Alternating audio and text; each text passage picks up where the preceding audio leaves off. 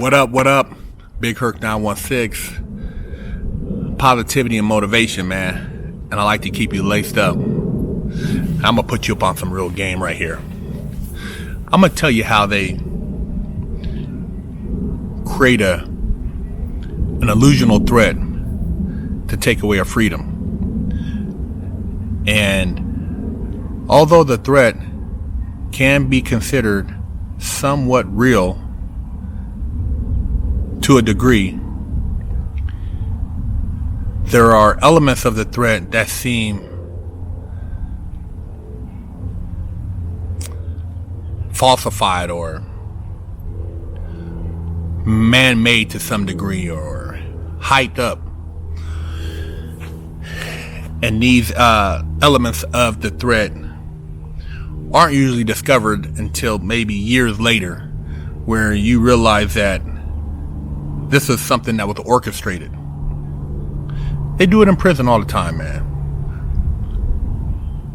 I was at a particular prison, Sheridan FCI, and this prison, it was a medium, and at the time this prison was pretty laid back, kind of had a college atmosphere to some degree, but there wasn't no female, so you wasn't able to go in there and bust no little cheerleader cheeks or anything like that.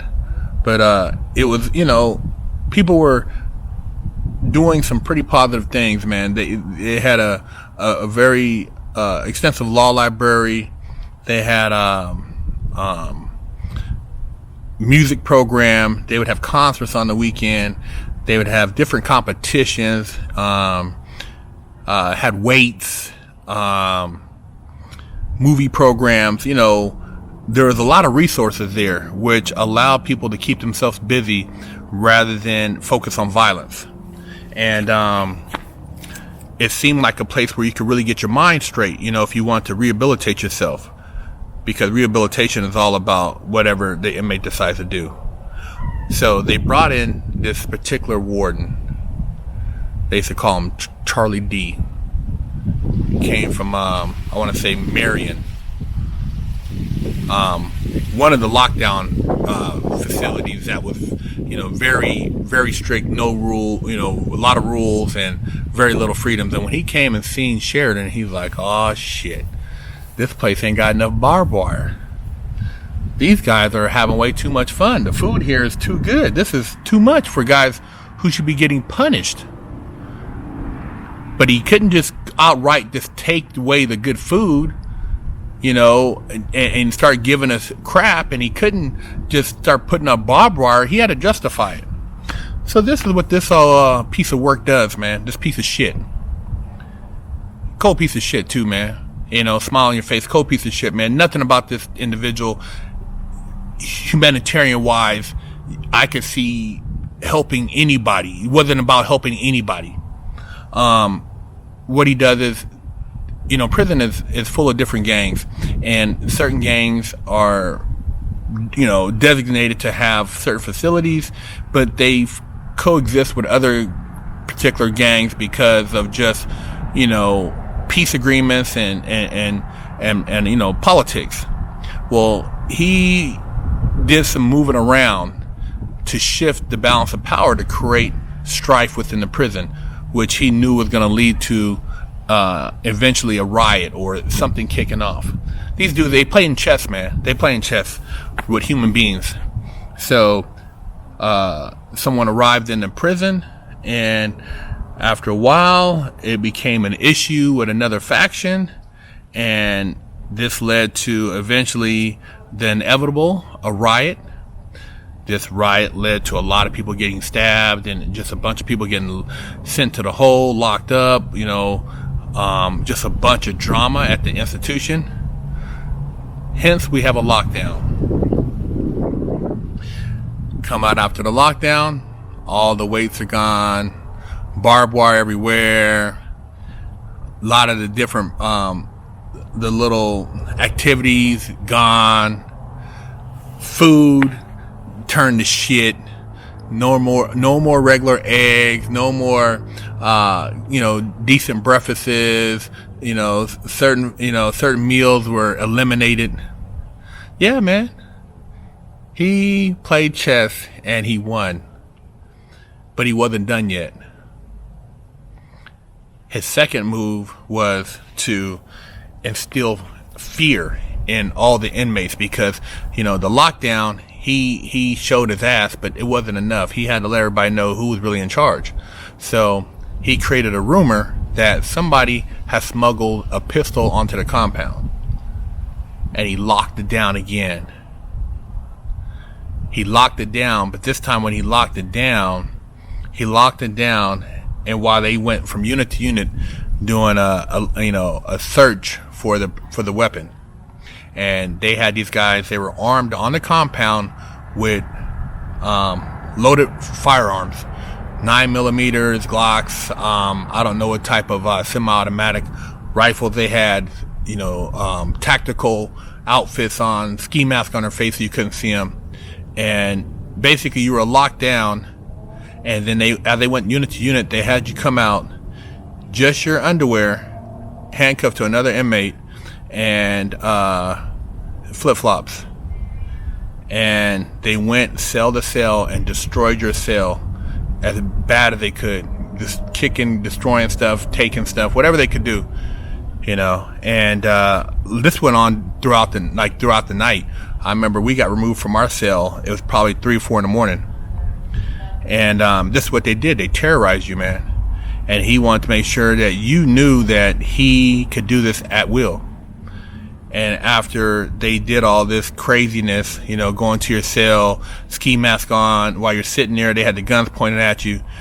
They, when they did go to unlock the cells to semi open up the compound, they made everybody go to breakfast. But when they made everybody go to breakfast, you had to go. They had the walkway lined with armed guards pointing guns at us. They had guards on the rooftops pointing guns at us, everybody pointing guns at us, and they told us not to look at them, to look straight. This is like some Guantanamo Bay type shit. I'm quite something similar. I mean, we didn't get waterboarded, but, look straight, don't look at them. And, a couple of people turned to the side, they threw them on the ground, handcuffed them, took them to the hole. That was that. You had to go to the kitchen where it was slop, watered down grits with a bunch of butter in it and some type of Danish. See, they attack two things, man. Anytime they want to bring you under control, they attack two things which are very important.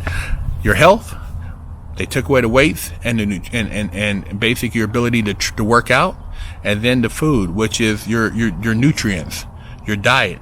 They took away both of those things, and that became routine as far as the food. The food no longer did you have a decent meal during the week. Only on the weekends would you get a decent breakfast. But like I said, you pretty much, eggs were like a commodity that was like treated like a fucking cougar ran. Excuse my language.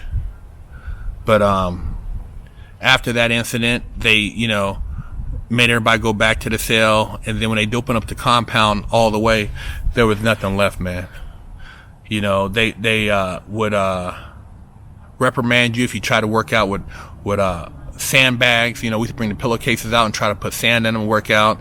They would write you up for that. They would, get after you if you seen you working out in groups. The same people who had the guns to you would try to be cool with you like you were their friend. It's like the Stockholm syndrome, man. They wanted you to like them after they abused you. I'm telling you, man, I've seen this game over and over again, and I'm telling you, man, it's nothing new. They do it in prison and they do it on the street. It's just that the people on the street, in their wildest dreams, never would they think they'd be subjected to it, because their life had no reason to even entertain a thought as crazy as what I'm talking about. But this is what they do, man. Prison is a testing ground, and in prison you have guys who have already kind of been to some degree institutionalized so they can handle a locked situation. But for people on the street, it's straight misery. But they do it to you in phases to see how far they can push, and that's what they do. That's what they do, man. And like I could vividly see that, man. And me and my homeboy, we talk about it sometime, who was there with me, how they had the ski mask on, and they had the guns pointed at us, and don't look at me, shut the F up, look straight ahead. I mean, for what? There wasn't never no gun on the compound. That was all a ploy, man.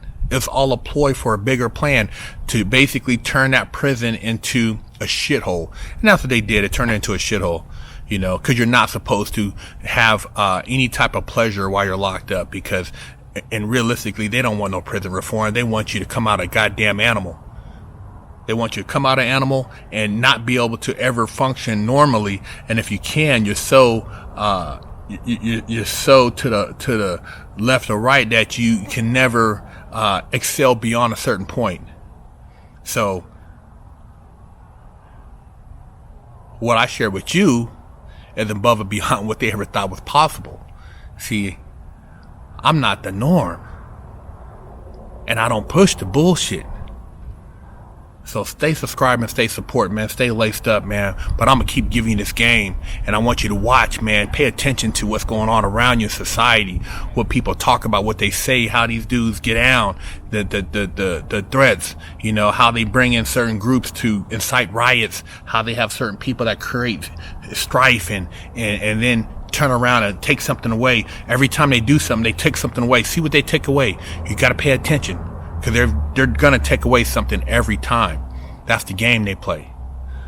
So I'm gonna keep you laced up, man, because I love y'all, man, and that's what this platform's all about. Somebody said I was dancing for the other side. If I was dancing, my nigga, I would be at 1 million subscribers right now, but I don't dance, because I kick some real shit. If I was just acting like a jackass, I would be at over probably 5 million subscribers. So to those who like to hate, man, I'm gonna keep it 100. But to my loyal supporters and people out there who want to get laced up, man, much love. Thank you. Big Herc916.com. Support, represent. Hey.